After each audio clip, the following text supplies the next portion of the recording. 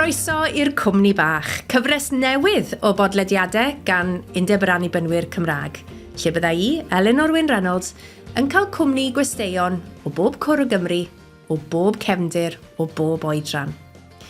Yn yr rhifyn cyntaf hwn, dwi'n cael cwmni Emlyn Davies, un a dreuliodd i fywyd yn gweithio ym myd y cyfryngau ac yn wyneb cyfarwydd i ni gyd.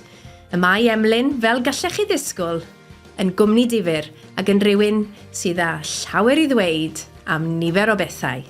Croeso i'r Cwmni Bach. Wel, croeso i chi i'r Cwmni Bach cyntaf erioed. Ac yn gwmni fi heddi, mae Emlyn Davies, Pentrych. Croeso, Emlyn. Diolch yn fawr iawn, Elinor. Mae'n braf iawn cael bod yma. Teimlo mor nerfus ag ydw i'n teimlo? Wrth gwrs yn mod i. Ardderchog, ymlaen â ni felly. Felly, fi'n dweud fanna, Emlyn Davies Pentrych, ond nid Emlyn Davies Pentrych oedd hi ddechrau. Un o ble i chi, Emlyn? Na, ges i ngeni yn magu ym Mhentra Llanberis yn Sir Gaernarfon, sydd rhyw 7 milltir o dre Caernarfon, reit ar lan Llyn Padarn, ar ochr draw i Llyn Padarn, wrth gwrs, mae mynydd y Leidir, ac fan oedd chwarel Dinorwig, efo rhyw 2,000 o ddynion yn gweithio nhw, a'r rhan fwyaf ohonyn nhw yn byw yn Llanberis, oedd o'n bentre eitha mawr, pentre chwarelyddol o ryw 2,500, 3,000 o boblogaeth ar y pryd. Felly. Ac wedyn ymhen arall y llyn, ar lan Llyn Peris, mi o'na hen castell wedi cael ei godi gyn Llywelyn Fawr. Ac yn fanno, Castell Dolbadarn, yn fanno, ydaru maes o law, ydaru Llywelyn ein lliw olaf, garcharu frawd i hun am 20 mlynedd, oherwydd byddai eisiau llonydd i helaethu deyrnas. Ac yn fanno, mae'n ddrwg i ni dweud, y byddwn ni'n chwarae yn aml iawn, chwarae Cowboys and Indians, yn dringo miri ar y castell, heb sylweddoli gymaint o ddifrod oedden ni'n neud, mae'n siŵr un o brif drysora'r genedl ar y pryd. Felly. Ond oedd o'n lle bendigedig i blentyn gael magwraeth, mae rhaid i mi cyfadda, lle cynnas.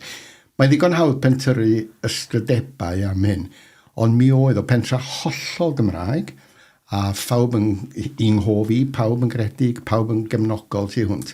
A'r gymdogaeth gyfan yn magu plant, achos o'n i di hen lari clywed y geiriau. Cym diofol, gwachod i beth i'n neud, achos dwi'n gwybod pwy wyt ti. Ac wrth gwrs oedd hwnna'n beryglus bob amser, ac oedd o'n ddigon i doddi calon yr ecleta hwnna ni, oedd ni'n gwybod bod rhaid i ni ymddwyn. Felly. Ond rhwng y capel, y gymdeithas a'r ysgol, oedd o'n lle hyfryd iawn i rwy'n gael ei fagu yno. Ac yn un o dri?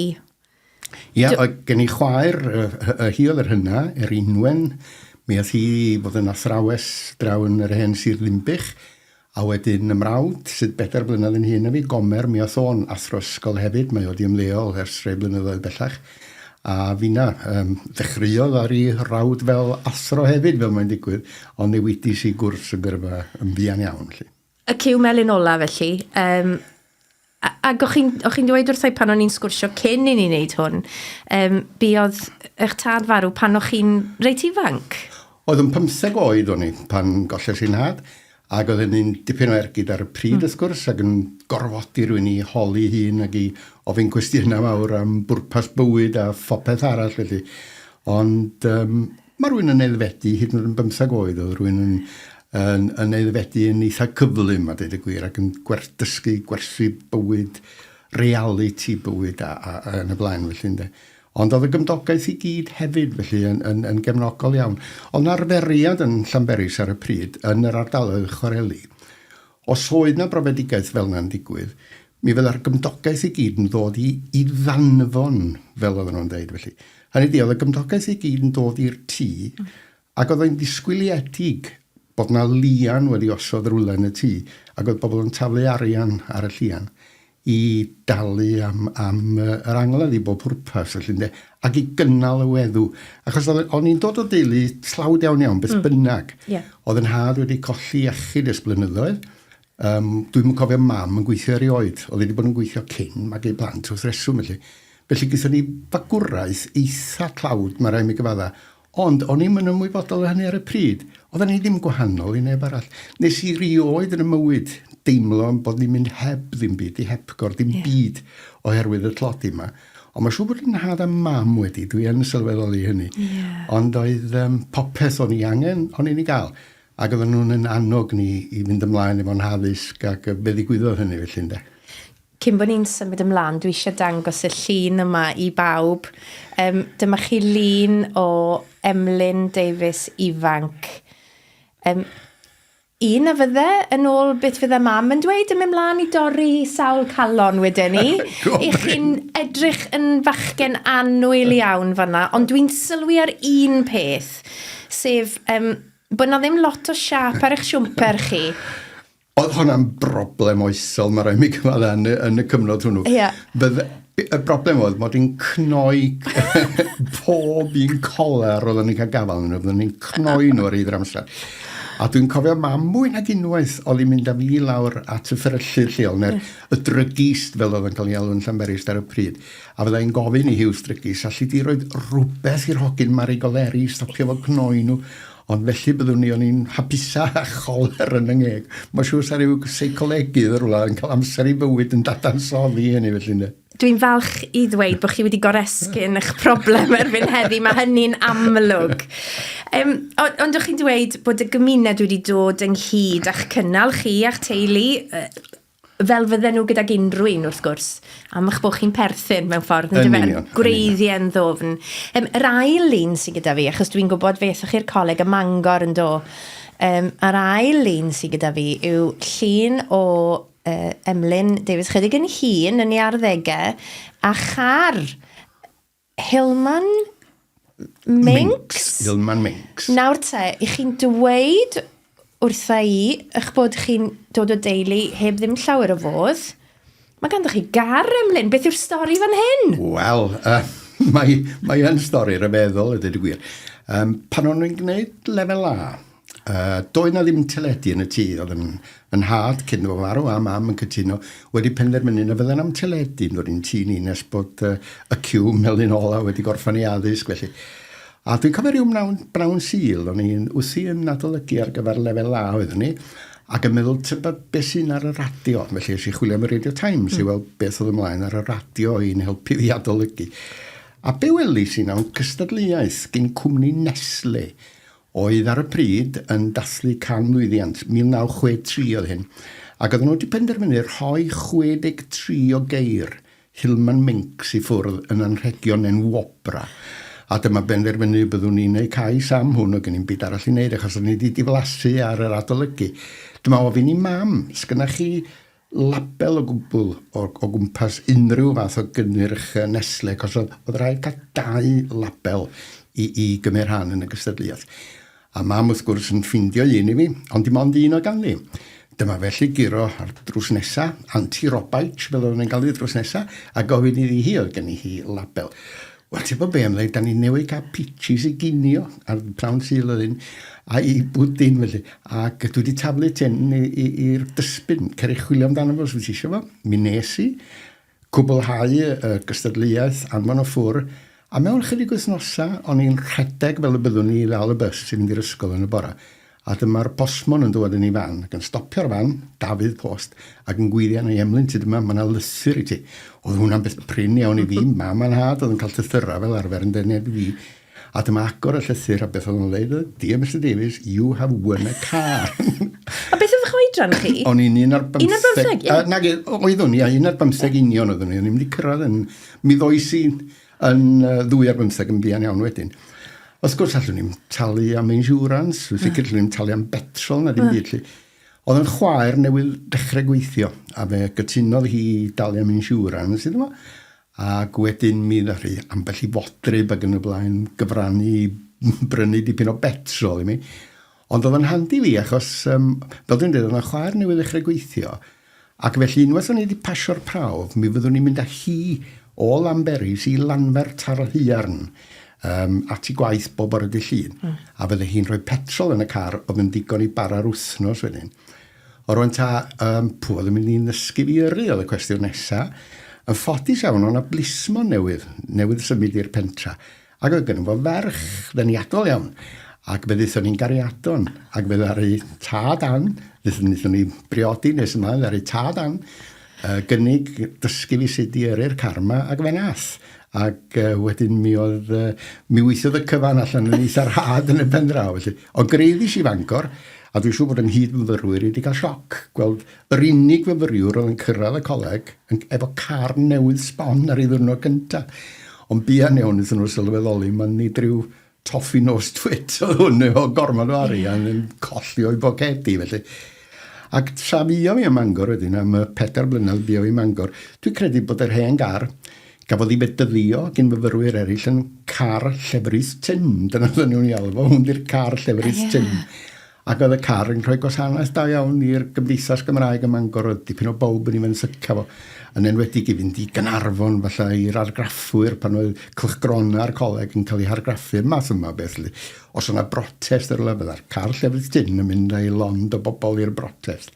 Ardderchog. Felly nath y car gyfrannu at fywyd diwylliannol a gwleidyddol Cymru, Gogledd Cymru, beth bynnag, yn y cyfnod. Dwi'n credu fod o. Ac o'na enw ar y car gyda llaw ar wahân i car llefydd tin, sef Theophilus, oedden ni'n gael efo, sef y cydymaeth ffyddlon yn y Testament Newydd. Felly, dwi'n siŵr o lle ddodd hwnnw a dyn y gwir, ond fel Theophilus oedden ni'n cyfeirio at y car ar ei dramser. Gwych. Gan bod chi wedi crybwyll yr Hen Testament fyna, gai fynd â chi nôl i gyfnod eich magwraeth chi pan o'ch chi yn yr ysgol, a nôl i'r capel. Faint oedd y lanwad fiodd yr eglwys, y capel, arna chi? Yn y cyfnod hwnnw, mi oedd y capel yn ddylanwad enfawr ar bawb o'n nghyfoedion ni. Achos mewn gwirionedd, o gylch y capel oedd bywyd y Pentrych gyd yn troi. Wyddoch chi ar y pryd, mi o'na eglwys y plwy a 7 o gapeli yn Llanberis, a phob un o'n nhw, neu rhan fwyaf o'n nhw'n sicr, yn ffyniannus iawn. Yeah. Oedd y capel oeddwn ni'n mynd iddo fo, o'na dwr ohoni o blant yn yr ysgol Sul. Weithiau, oedden ni'n mynd i'r capel 5 gwaith ar dydd Sul. Oedden ni'n mynd i'r oedran y bora. Wedyn bydd yna gyfarfod canu i ddysgu blant ganu'n barod ar gyfer y gymanfa sydd ar ôl cinio. Wedyn oedd yr ysgol Sul. Wedyn oedd cyfarfod canu'r oedolion am 5 o'r gloch ar oedfa nos Sul wedyn. Felly mi oedd y capel a gafal ar bob agwedd ar yn bywydau ni. Rhywbeth ymlaen bob nos oedd... Dwi'n teimlo mor ddyledus i'r diaconiaid neu'r blaenoriaid fel oedden ni'n galw nhw'r adeg honno. Gweithio yn y chwarel trwy dydd, yn y tamprwydd, yn mynd trwy bob tywydd i gerdded i fyny'r poncia, hanner ffordd i fyny'r mynydd yma yn ystod y dydd, dod adra, cael ei swper chwarel fel oedd yn cael ei alw'n Llanberis, y pryd gyda'r nos. Wedyn newid i siwt i ddod ato ni i'r band o hop neu beth bynnag oedd ymlaen, felly yn gwneud hynny bob nos yr wythnos.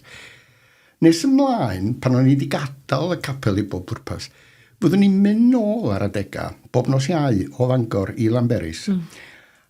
A dyma chi pam, oedd na weinidog ifanc wedi dod yna. Ac oedd y gweinidog ifanc yna wedi sylweddoli yn sydyn bod na ddim lot o ddynion yn dod i'r cwrdd nac chwaith i'r seiat yn ystod yr wythnos. A benaeth oedd penderfynu dechrau seiat y brodyr fel oedden ni'n cael. Swnio fel Freemasons neu rhywbeth felly, dydy. Ond beth oedd o? Oedd seiat dim ond i ddynion ar nos Iau. A beth oedd o'n neud oedd cyflwyno crefyddau mawr y byd iddyn nhw. Wel, meddwl am hynny bod gyda chi criw o ddynion yn Llanberis yn dod at ei gilydd i ddysgu am Islam, am Bwdistiaeth ac yn y blaen. A fyddwn ni'n mynd o Fangor yn ôl i Llanberis i ymuno â nhw yn y seiat yma. Ac oedd hwnnw'n addysg ar ben ei hun mewn gwirionedd. Ond peth arall oedd y gweinidog yma wedi wneud oedd, mi oedd o Meirion Lloyd Davies oedd i enw fo gyda llaw. Fi o'n i lwcus iawn dod ato ni i wobalaeth gyntaf yn syth o wneud gradd uwch yng Nghaergrawnt.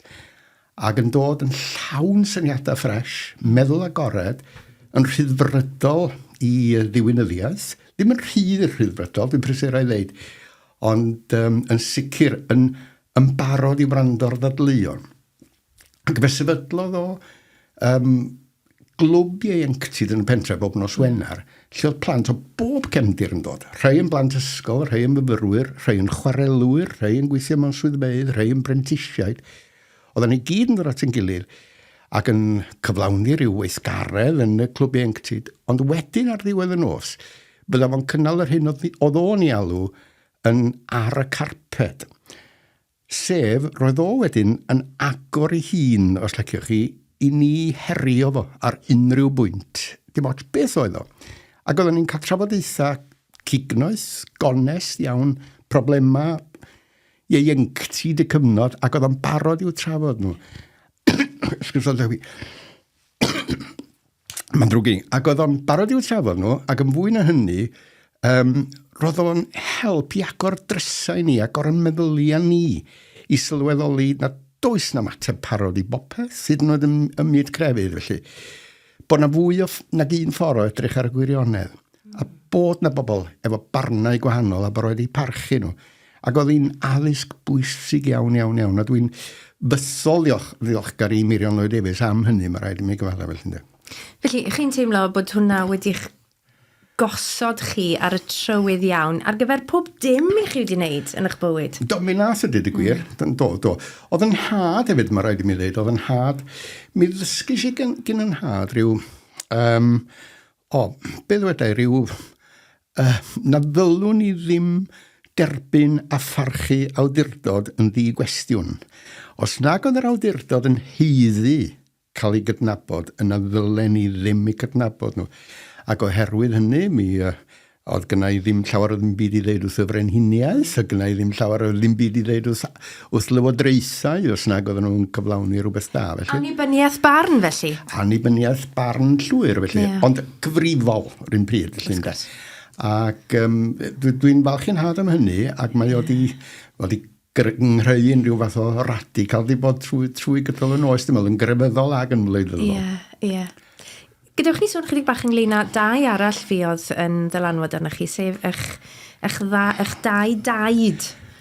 Ie, nes i rioed nabod taid ar ochr yn had, chwarelwr oedd o, ond yn dipyn o gerddor.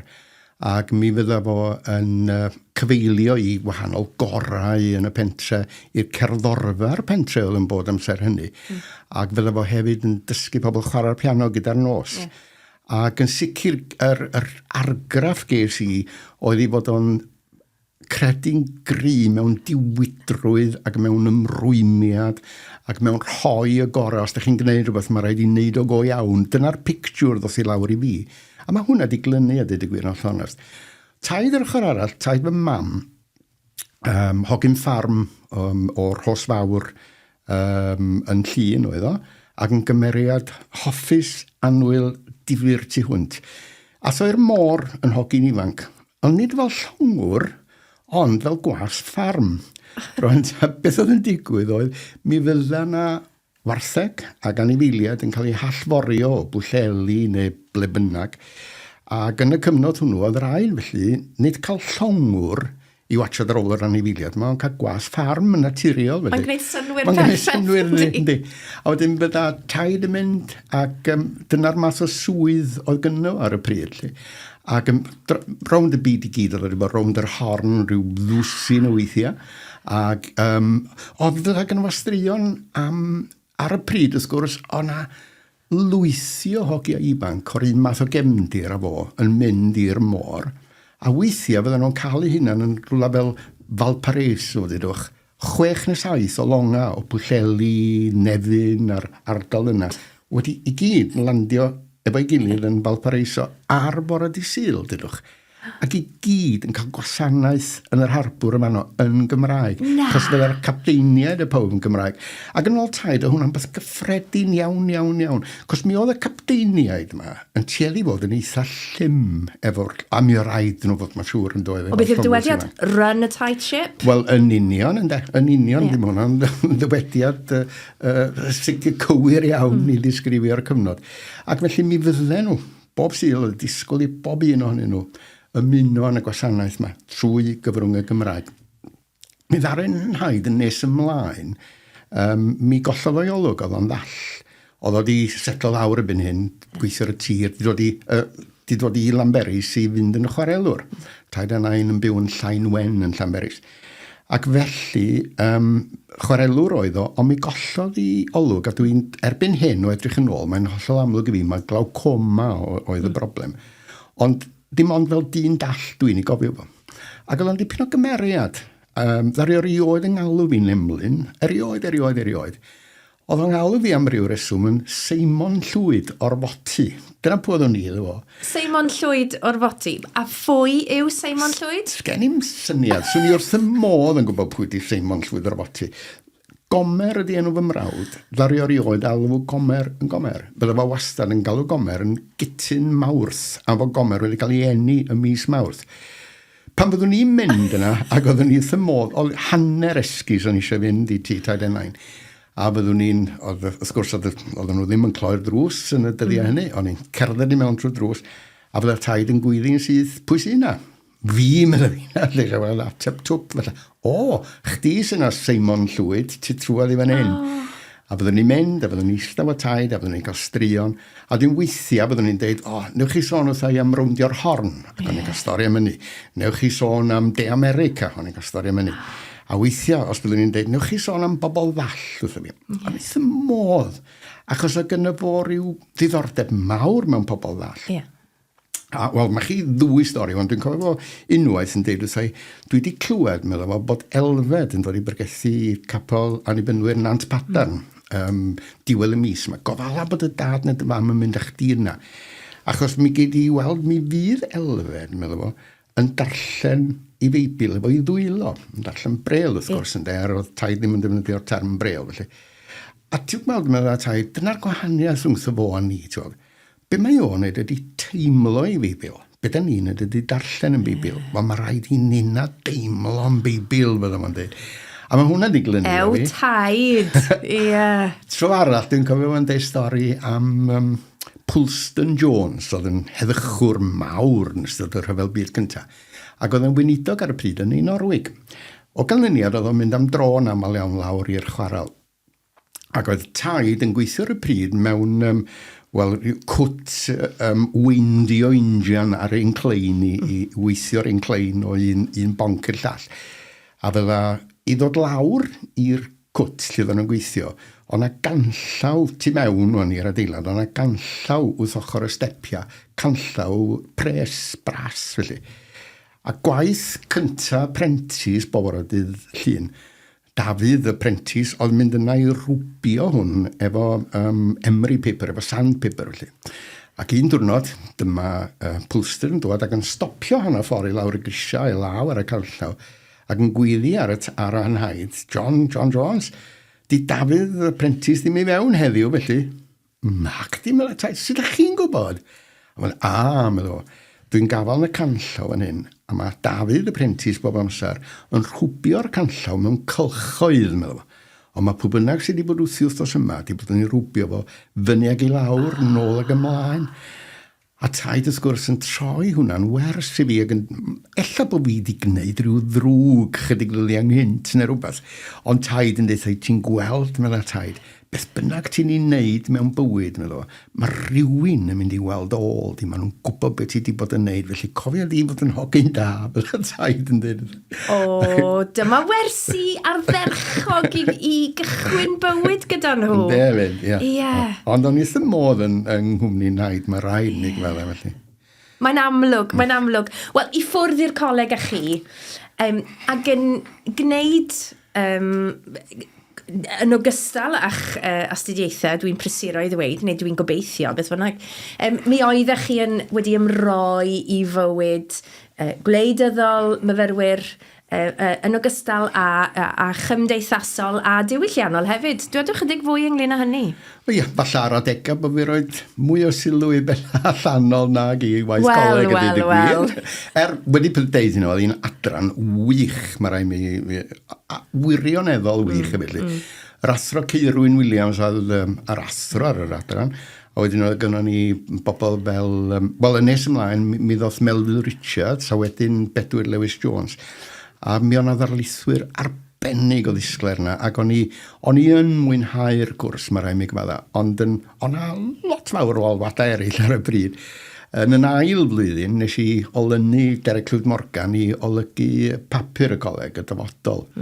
Ac oedd hwnna'n mynd â lot o amser, ond i wrth y modd yn ymhel efo, a'r gymdeithas Gymraeg a'r math yma o beth. Ac o'n i wedi bod ers pan o'n i'n ifanc iawn yn ysgrifennydd cangen Plaid Cymru Arfon. Felly, a wedyn oedd hynny'n signo rwy'n i mewn i'r bywyd gwleidyddol. Ar y pryd, oedd rhain yn rhyw synhwyro bod na falle rhywbeth yn y gwynt yn Arfon bod pethau'n dechrau troi yna, fel y gneithon nhw nes ymlaen, wrth gwrs. Ac mi oedd na ymgeisydd ifanc yn Arfon ar y pryd, Humphrey Roberts, neu Wmffra fel oedd nhw'n iawn efo. A fo mewn gwirionedd ar ei dorri trwodd yn Sig yn Arfon yn galluogi y fuddugoliaeth i Blaid Cymru nes ymlaen. Felly yn aml iawn ar y Sadwrn, byddwn ni'n mynd allan efo'r car unwaith eto, ac yn rhoi corn siarad ar ei dofo, ac yn mynd o gwmpas gwahanol bentrefi yn siarad ar ran Wmffra oedd yn ymgeisydd ar y pryd. Felly. Ac oedd yn brofiad cyffroes iawn, o'n wrth y modd ydy digwyr yr adeg honno. Mi gyson ni gynnig, dwi'n cofio rhai o swyddogion Plaid Cymru yn cyrraedd Neuadd Reichel cyn etholiad 1964 ac yn trio perswadio 2 ohono ni i fynd naill ai yn ymgeiswyr neu yn asiant i ymgeiswyr eraill. A mae rai mi gyfala, o'n i'n dweud nhw, sori, dwi'n rhy brysur, na i siarad yma acw i chi, ond dwi'n rhy brysur. Mi nath yn ffrindi, Geraint Jones, Borthmadog, mi ath Geraint yn asiant yng Nghonwy. A dwi'n siŵr bod wedi bod yn asiant ardderchog yna, achos gweinyddwr oedd Geraint wedyn, ath yn gyfreithiwr a mi ddoth yn brif weithredwr Cyngor Gwynedd yn nes ymlaen, felly. Chod wedi arfer trefnu bobl fel yna, felly. Ond mae rai mi gyfala, oedd ni'n ar y pryd yn amlwg, oedd yn dipyn o fraint bod nhw wedi gofyn o gwbl, ond doedd gen i mor amser i ymhel nhw ar y pryd, felly. Yeah. O'ch chi'n sôn fan anglyn ar dyfodol ach bod chi wedi bod yn olygydd ar y dyfodol, ac mae'n amlwg mae fyna gafoch chi y blas am newyddiadura a newyddion a chyfathrebu mewn ffordd, achos o'r coleg, i chi dreulio cyfnod fel athro, mi gawsoch gynnig, do? Do. Mi, a dweud y gwir, tra ni yn y coleg, o'n i wedi dechrau gwneud ychydig o waith i uned heddiw yn y BBC yng Nghaerdydd yr adeg honno, felly. Dim yn gwneud llawer o ddim byd ag unrhyw gyfrifoldeb iddo fo. Ond wedyn, mi es i ddysgu, a mi nes i fwynhau 2 dymor, ddim yn llawer nag. Ond fe ddoth y demtasiwn unwaith eto. Ges i wahoddiad i drio am ryw swydd yng Nghaerdydd fel ymchwilydd yn heddiw. Ac oedd hi'n swydd berffaith i unrhyw un. Achos y gwir amdani, o'na ddim swydd ddisgrifiad, na ddim byd i ymchwilydd. A do'n am lot o ymchwil i wneud, ambell i alwad ffôn yma gacw, a dyna oedd yr ymchwil. Ond beth oedd yn wych am y swydd oedd, beth oedd o dweud y gwir, oedd cyfle i chi ddatblygu gyrfa.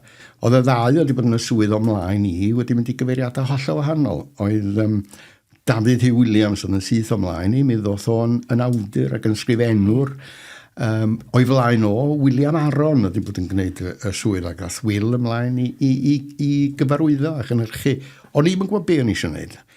Ges i flas, ges i gyfle mynd o flaen y camera, a o'n i'n mwynhau hwnna. Ond wedyn, o'n i'n meddwl, na, tu ôl i'r camera dwi eisiau bod, ac o'n i'n siŵr beth i wneud. Ac yn y diwedd, mae'r BBC'n dweud, wel, oce, gyd i wneud y ddau tam iddyn nhw. A be wnaethon nhw'n anfon i fyny Fangor fel gohebydd i'r BBC, i'r rhaglen heddiw ym Mangor. A ni nes i'r gwaith yna am ryw 6 blynedd, a mynd i fyw i Sir Fôn. Ac oedd o'n golygu mod i bob dydd yn gorfod llenwi 5 munud ar yr awyr bob nos, yn cyfarwyddo y deunydd yma fy hun ac yn ei gyflwyno fy hun. Ac o'n i wrth y modd yn gwneud hynny. Bod pobl weithiau, dwi'n cofio, oedden ni'n byw yn ymwneud rhyw ffarm yn Llandegfan. Ac Mr Hughes, y ffarmwr, nes i stopio siarad ar y ffordd ngwaith rhyw ddynod, ac dyma fo'n gofyn, beth i'ch gwaith chi'n union, Emlyn? A dwi'n dweud, wel, dwi'n gweithio ar heddiw yn dydach yn dydw, da chi'n gwybod, no, beth i'ch gwaith go iawn chi? Rhyw chwarae gweithodd? Ie. Digon teg. Os oeddech chi mond ar y teledu am 5 munud bob nos, wel, beth ydych chi'n neud efo gweddill eich amser, felly, ynde. Ond wrth gwrs, oedd o'n golygu ffeindio'r stori, teithio lle bynnag oedd y stori, gwneud y stori, dod o hi. Wel, ar y dechrau, Oedden ni ag HTV, beth oedd yn digwydd oedd os yna stori newyddion a bod rhaid i ddim allan os o'n honno, yr hyn oedd yn digwydd oedd yna yrwyr yn cael ei cyflogi. A cwbl yn nhw'n wneud, oedd y gyrrwr oedd gennym ni yn uned heddiw, gŵr o Blaenau Ffestiniog oedd o, lle bynnag oedden ni'n ffilmio, oedd o'n cyrraedd yna rhyw awr ar yn hola ni. Wedyn o'n i roi'r ffilm iddo fo, ac oedd o'n gyrru'r ffilm i lawr i Gaerdydd i gael ei phrosesu a'i dangos yn noson honno. Fel mae'n digwydd, oedd y dydd yn gwneud unio'r un peth, ac oedd yn gystadleuaeth ar adegau rhwng y dydd a heddiw, pwy oedd yn cael y stori o'r stori gyntaf felly. Ond wedi gwneud hynna am gyfnod, mi newid i gysi gyfle newid cyfeiriad ac mynd i weithio ar raglenni ysgolion i'r BBC a nes i fwynhau hwnna'n fawr iawn. Nawr te, dyma'r darn dwi'n cofio. Dwi'n mynd i weid 3 gair. Hyn o fyd. Cyfres iconic ardderchog. Allai weld y teitlau nawr. Hyn o ar glob yn troelli fyd. Wel, mae gennych chi go da, Elinor. Ie, nawr te. Ond mi oedden ni fel plant yn cynhyrfu, yn edrych mlaen i weld y raglenni yma, yn dod o bob cwr o'r byd. Dwedwch fwy ynglyn â hynny. Oedd 26 o raglenni bob blwyddyn. Felly oedd o'n golygu bod yna unedau, bydden ni'n gorfod mynd i 5 neu 6 o wledydd i ffilmio bob blwyddyn. Oedden nhw yn ymwneud â hanes, neu falle dearddiaeth, pob math o bynciau, dweud y gwir, yn yr Eidal, yn Sbaen, yn Scandinavia, lle bynnag, gwahanol unedau fel hyn. Ac ar y pryd, oeddwn ni yn Dilwyn Jones oedd y prif gynhyrchydd ar hyn o fyd, ond fyddwn ni'n cynhyrchu rhai o'r raglenni hefyd ac ni'n cyfarwyddo nhw by hun. Ond pan ni'n dod yn ôl i Gaerdydd, lle wedi bod yn ffilmio, ond na un rheol air, os o'n i yng Nghaerdydd ar y diwrnod oedd y rhaglen yn mynd allan, o'n i'n gorfod mynd i ryw ysgol neu gilydd i ista nghanol y plant pan oedd y rhaglen yn mynd allan. Wel. Rwan ta oedd hwnna'n brofiad, achos mae plant yn hollol onest yn dydi. A fe ddysgu si gymaint o'i hadborth nhw. Bydden nhw'n weithio, dwi'n cofio plentyn deitha rywdro, da ni'n licio pobl efo spectol ar deledu. O ganlyniad, nes i rioed wisgo spectol wedyn, ar gyfer hyn o fyd, achos o'n i'n gwybod bod y plant ddim yn hoff iawn y gyflwynydd oedd yn gwisgo spectol. Ond oedd cael yr adborth yna gyda nhw werth y byd a dweud y gwir, ac oedd hi'n gyfres o'n i wrth y modd yn ei chyflwyno. Ond ar ôl 2 blynedd, o'n i'n teimlo, wel, mae'r teithio'n ormod, ac yna i 2 o blant fy hun ar y pryd, ac o'n i yn teimlo bod fi'n gweld digon ohonyn nhw. Ac felly eisiau at y peneithiad a gofyn, please, gai newid gyrfa. Gai swydd tu ôl i ddesg. Fyswn i'n licio mynd adra am 5 o gloch, a fyswn i'n licio gweld ymlaen weithiau. Ac fe wedyn nhw ar y pryd, wel, yr unig swydd sy'n ni'n mynd, gyda IT3 amdani, ond yr unig swydd sy'n mynd ydy golygydd Radio Cymru, golygydd newyddion, mae'n ddrwg i Radio Cymru. A fe dris i amdani, fe sy'n lwcus i'w chael ac a mwynhau'r cyfnod hwnnw hefyd. Ond 2 blynedd o'n i wedi bod yn gwneud y gwaith hwnna, a be sefydlwyd Esbydrec, wrth gwrs, ac oedd y demtasiwn yn ormod i mynd yn ôl i deledu. Dwi'n cael yr argraff, Emlyn, eich bod chi wedi bod yn y lle iawn ar yr amser iawn. Achos gyda, chi'n bod, o'ch chi'n dweud, doedd yna ddim swydd disgrifiad pan eithaf chi mewn i heddiw, o'ch chi'n cael gwneud fel afynnoch chi mewn ffordd, a dysgu yn y broses, mwynhau yn Radio Cymru, S4C yn cychwyn, dyma ni gyfnod newydd eto, mae Emlyn Davies yno. Beth oedd eich swydd chi yn S4C? Wel, mi eisiau yno fel comisiynydd, yr unig comisiynydd ar y pryd, ac am chydig o flynyddoedd, fi oedd yr unig un. Wedyn mi ddoth na ail gomisiynydd wedyn, oedd nhw'n galw fi'n brif gomisiynydd.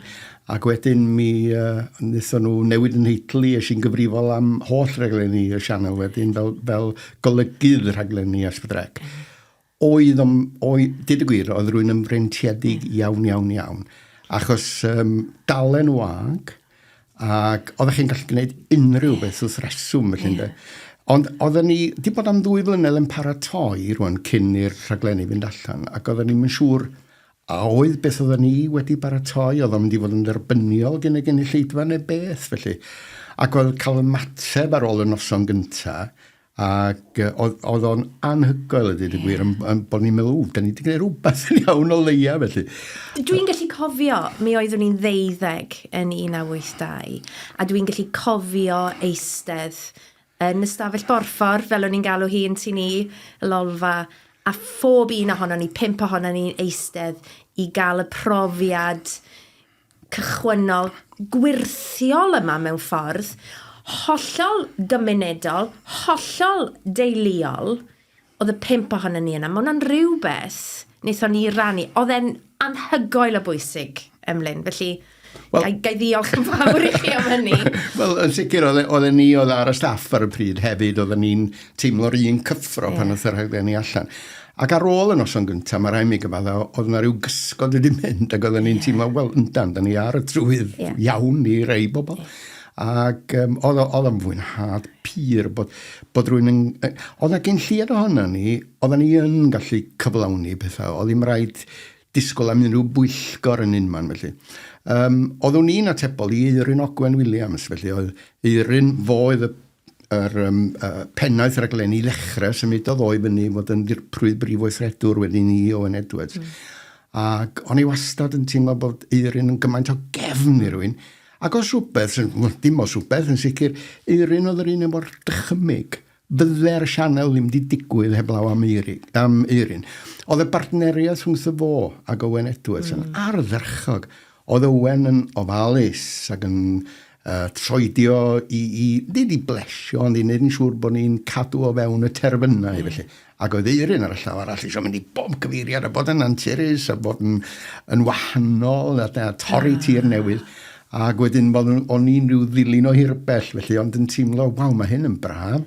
Ond ar ôl rhyw 6 blynedd o wneud hyn, nes i ddechrau diflasu'r y peth, ac oedd o'n dechrau mynd yn ail adroddus, i fod yn gwbl onest. Mae yna seicl, os e? Os yna seicl o 6 blynedd yn eich bywyd chi? Mae yna wir i'w 6 blynedd, dwi'n bod yn gwneud bob beth yn sicr, ia.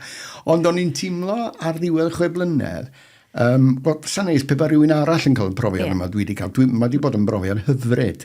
A fysa'n neis wan pe ba rhywun arall yn cael yr un pleser y dwi wedi cael. Ond hefyd, wrth gomisiynu'r rhaglenni gyn wahanol gwmnïau, gwahanol unigolion, weithio ni'n teimlo, mae'n hapus iawn efo hwnna, os o'n i'n gallu neud allan hwnna fe hun. Tro arall, o'n i'n teimlo, waw, dwi'n licio be mae'r person yma di wneud. Tybad allwn ni'n neud hynna. Ac felly fe benderfynu si adael i sydling nghwmni'n hun wedyn, sef teledu a lidur. Ac gyson ni gyflennu bob math o raglenni, yn dramau, yn raglenni cerddorol, pob math o raglenni, raglenni plant. O'r Alarwdins i dechrau canmol? Wel, fel mae'n digwydd, yr gyfres olau mi weithio ni cyn ymddeol oedd dechrau canu. A bron ydy, mod i'n teimlo bod i wedi cael gyrfa, dwi wedi wirioneddol fwynhau pob dydd ohono fo. Dwi erioed wedi cael diwrnod diflas yn yngwaith. Ond sa raid i mi ddweud, mae dechrau canmol, oedd y goron ar y gyfan. Hwna oedd sicr pinacol yng ngyrfa fi, oedd cael gweithio ar honno am ryw 8 mlynedd, rhywbeth fel yna, os dwi'n cofio'n iawn felly. Oedd brofiad pleserus tu hwnt. Gydwch chi symud o fyd gwaith felly at yr eglwys, a'r eglwys wedi bod yn bwysig i chi lawr yn y de hefyd. I chi'n aelod? Dwi'n aelod yn Capel y Tabernacle yn Efelisa. Mae'r eglwys yn fanno wedi bod yn bwysig iawn yn y mywyd i. Mae gennym ni ddyled mawr fel teulu. Mae'r 3 o blant ac o garmon Eirian a Iwan gafson nhw i gyd bydd mawr o fod yn aelodau yn y Tabernacle, y dyd y gwir. Ond hefyd oedd hi'n eglwys, chwarae teg i'r gweinidog ar y pryd, Eirian Rhys, oedd yn bodlon i bobl ama, oedd yn bodlon i bobl gwestiynu, oedd yn bodlon i bobl gyflwyno syniadau gwahanol, mwy radical, yr hyn maen nhw'n galw yn Saesneg yn progressive Christianity felly ynde. O'n i wedi cael blas yn blynyddoedd ynghynt hefyd, achos mynd yn ôl i pan o'n i yn farddegau yn ôl at Mirion Lloyd Davies eto. Dwi'n cofio Mirion Lloyd Davies yn deud wrthyn ni fel criw rhyw dro, bod o'n newydd fod yn darllen rhywbeth gyn Hans Cwng. A bod Hans Cwng yn deud bod o'n credu bod yr amser wedi dod i ffeindio ffenestri newydd i edrych ar Gristnogaeth. A mi ddari hwnna gydion yn ychymig i. A nes i ddweud, felly mae'n iawn i ddod â syniadau newydd i mewn. Mae'n iawn i ddechrau yma. Mae'n iawn i arbrofi ac yn y blaen. Ac fe arweiniodd hynny, erbyn i mi fynd yn gynhyrchydd annibynnol fy hun, ac yn ddigon lwcus bod S4C yn derbyn gwahanol syniadau, o gael gwneud cyfresu efo pobl. Dwi'n cofio enghraifft oedd David Jenkins a'r chysgof Caer Efrog. Oedd o newydd, dynnu nis cacwn yn ei ben, y papura poblogaidd yn arbennig, a mi ddefo dweud nad oedd yn credu yn llythrenol yn yr atgyfodiad. Ges i y profiad wedyn nhw'n ei rhaglen efo fo. Fe arweiniodd hynny at mynd drosodd i America, o gael gwneud rhaglen efo John Spong yn America. Wedyn pobl fel Jim Wallace, Tony Campolo ac yn y blaen. Pobl blingar iawn yn y cyfnod hwnna, oedd yn priodi Cristnogaeth i weithredu ymarferol yn y gymdeithas. A hynny ffindis i a nefel isa, dweud y gwir. Dwi'n cofio Eirian Rhys y Gweinidog yn dweud yn weddol fuan wedi ni fynd yno. Welis i rioed enaid heb bod yna gris ar ei gefno. Ac wrth gwrs, mae'n rhaid ffindio'r cris, mae'n rhaid ffindio bwyd i bobl, mae'n rhaid gofalu am anghenion, corfforol pobl a chyfforddusrwydd a hawliau pobl yn ogystal. A dyna'r pwyslais di bod yn nefel isa o'r dechrau, dweud y gwir. A mae'r cyfle mae'n neud rhaglenni o'r math yna wedi cyd-fynd â hwnna i fi. A dod yn ddilynwr mawr o bobl fel Marcus Borg a John Dominic Crowson ac yn y blaen. Felly, fel dwi'n dweud, y Cristnogion mwy blingar, felly, sydd yn symud efo'r oes bresennol ac sydd ag golwg eang iawn ar ddynoliaeth ac ar y diwdod, felly, ynde. Chi wedi ymddeol, chi wedi crybwyll bod chi wedi ymddeol, ond mi ydych chi'n dal i fod yn rhywun, mae'n amlwg wrth yn sgwrs ni, sydd yn llawn egni beth bynnag o'ch coryn eich sawdl, ond mi ydych chi yn neud cryn dipyn o waith yn wirfoddol, dwi'n gwybod, dros yr undeb ar hyn o bryd, ac wedi bod yn arwain ac yn gweithredu gyda thîm ar brosiect eglwysi dementia gyfeillgar o fewn yr undeb, ac mae hwnna'n cychwyn cael ei fwrw i'r dŵr nawr yn diwedd mewn ffordd, ac i ni'n disgwyl i'n eglwysi fod yn cydion ddo fe. Mae bob mathau o elfennau o bethau fan hyn. Soniwch chydig bach ynglyn â hwnna? Wel, fe gododd y peth o fewn yn y cyfundeb Dwyrain Morgannwg. Fel mae'n digwydd, fi oedd y cadeirydd rhyw 2 blynedd yn ôl, jyst cyn y cyfnod clo. Ac fe wahoddon ni Betty George a doctor lleol i ddod ato ni siarad am dementia. Ac i weld a oedd yna rhywbeth y galla yr enwadau ar eglwysi unigol i wneud. Ac fe sonio nhw am pa mor ddifrifol oedd y broblem yn hardal ni. A Betty George a phrofiad helaeth gen i wrth gwrs o wedi cael profiadau chwerw iawn a nifyr iawn. Nid chwerw oherwydd perthynas yn ddim byd, ond oherwydd amgylchiadau efo David Parry-Jones i chymar ar y pryd. Ac y bydd hyn i gallu gwneud efo help rhyw gymdeithas neu rhyw gymuned yn rhywle. Ac felly benderfynon ni edrych i fewn i hwn. Yn y cyfamser, mi basiwyd y peth ymlaen i adran dinasyddiaeth yr undeb, ac fe ofynon nhw i mi i arwain yr ymgyrch i ddod ar eglwysi yn eglwysi dementia gyfeillgar. Yn anffodus, mi ddigwyddodd y cyfnod clo fel hyddig i botas na rei gau popeth i lawr. Achos oedd y syniadau gynna ni o agor yn eglwysi, o ddenu pobl i mewn, o gymdeithasu, cyfeillachu, o wneud mwy efo pobl efo dementia, o dim o hwnna yn bosib wrth gwrs yn ystod y cyfnod clo. Felly yn lle hynny, be wnaethon ni, oedd mynd ati i gynhyrchu y llawlyfr yma, sef Heulwen Dan Gymyla. Mae'r teitl, rhag ond bod rhai bobl yn meddwl gyda llaw, mae'r teitl yn dod o Emlyn gafodd ei gyfansoddi gyn John Phillips cof am ei wraig Bethan fu farw o dementia. O'n i wedi cael rhyw gymaint o wneud efo Bethan achos yn ystod yng nghyfnod yn S4C mi ddechreuodd i wneud cyfresu am ddihirod dyfed a'r math yma beth ynde. Ac wedyn oedd John di llunio yr englyn yma, cof amdani, ac i am dementia. Mae Heulwen Dan Gymylau a Gwen yn gydd yn y dagrau. Yna afiaeth hen hafau ddawn ei dro i'r co, cyn cau. A dyna'r profiad yn dweud, dyna pam dyn ni wedi galw yr ymgyrch yma felly yn heilwen dan gymylau. Chos dyna'n union ydi o, mae'r heilwen dan gymylau am gyfnodau, ond mae'n disgleirio ar gyfnodau eraill. Ac felly fe gynhyrchon ni hwn, ond mae o'i fod yn gynllun eitha uchelgeisiol i berswadio'r eglwysi i gyd i agor i drysau, i fod yn demensia gyfeillgar, ac i drio cynnwys mwy, i greu lle diogel i rei sy'n byw efo demensia, i teuluoedd, a'i gofalwyr ac yn y blaen. Iddyn nhw deimlo i bod nhw'n dal yn perthyn, ei bod nhw'n byw efo demensia. Na does dim byd wedi newid, am bod ni hyd yn oed os di'r cof yn pallu, os di'r synhwyrau eraill yn pallu, bod ni'n dal i fedru gweld y person sydd tu ôl i'r demensia yna. Da ni'n dal i weld yr heilwen dan y cymylau felly. Ac wrth gwrs, mae yna elfennau o oedfaon ac yn y blaen, fel i ni gyd yn gwybod o'r gorau, sydd wedi bod yn rhan o'n gwneithuriad ni, a'n magwraeth ni, sydd yn amlwg yn ddofn bron a bod yn DNA ni, sydd yno hyd yn oed wrth i demensia i gydio. Felly mae canu hyn emynau, mae gwneud yr un dyfodau yn bethau sydd yn dod yn hawdd i ni, ac yn bethau sydd yn rhoi cysur hefyd. Yn union, dyna'r holl bwynt. A da ni ddim yn gwybod, hyd yn oed os nag ydy pobl yn ymateb pan maen nhw'n byw efo dementia.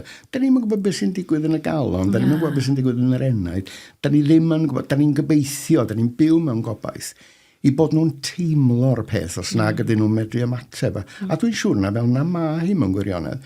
Felly pwrpas hwn yn syml iawn ydy, hyd yn oed os di eglwysi ddim yn gweld bod yna lawer o gyfle iddyn nhw'n gwneud llawer o ddim byd. Felly, o leia fedra nhw ddarllen y llawlyfr yma, fedra nhw wneud hunan asesiad o'r eglwys i weld ydy y gwasanaethau maen nhw'n ei gynnig yn addas i bobl efo demensia.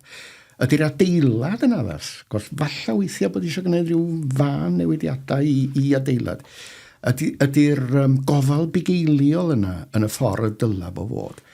Ac mae yna gyfle yma i herio, os leciwch chi, eglwysi i wneud hynna. Wedyn mae yna help yma. Mae yna benod yma sy'n wedi casglu ynghyd yr holl bamffledi sydd ar gael am demensia. Dyn nhw weld beth yw'r hawliau, lle mae cael help. Llyfrau sydd wedi sgrifennu, efo cefnogaeth y cyngor llyfrau mae'r hynny wedi sgrifennu yn ymwneud â demensia.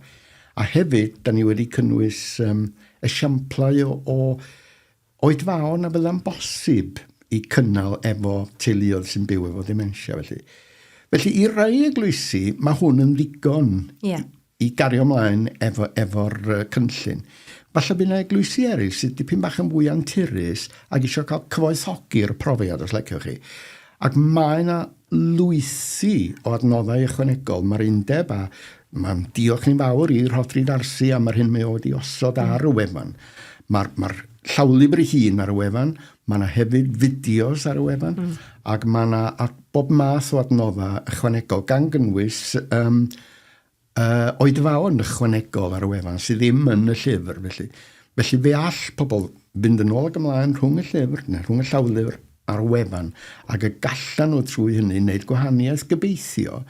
Be da ni'n ofyn ydy bob eglwys edrych arni hi hun, fel dwi'n dweud, ond hefyd edrych ar y gymuned i weld beth yw'r angen. Weithiau, dydy'r dalent ddim yn mynd i fod yna o fewn y capel i allu gwneud llawer o ddim byd, a da ni'n parchu hynny.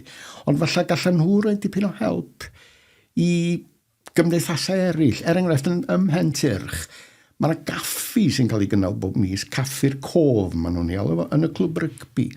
Wel, dwi'n siŵr bod hynny'n digwydd mewn sawl pentre, mewn sawl tre, achos mae yna lot fawr o drefi a phentrefi yng Nghymru erbyn heddiw sydd wedi troi yn bentrefi ac yn gymunedau demensia gyfeillgar.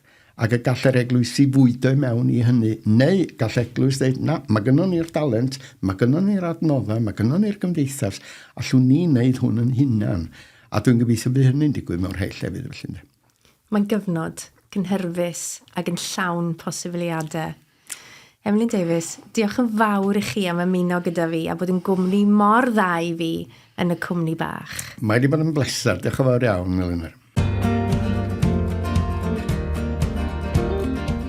Wel, ges i fodd i fyw yng nghwmni Emlyn Davies yn y rhifyn cyntaf hwn o'r cwmni bach am gychwyn da i'r gyfres. Mae Emlyn yn rhywun egnïol, yn rhywun cadarnhaol, yn rhywun adeiladol, yn rhywun sydd yn bleser i gael ei gwmni fe. Gobeithio wnaethoch chi fwynhau yn ein cwmni ni hefyd, ac y gnewch chi ymuno gyda ni eto yn yr rhifynnau sydd i ddod, ac os wnaethoch chi fwynhau'r cwmni bach, dywedwch wrth bobl eraill amdano fe. Am y tro, bob hwyl.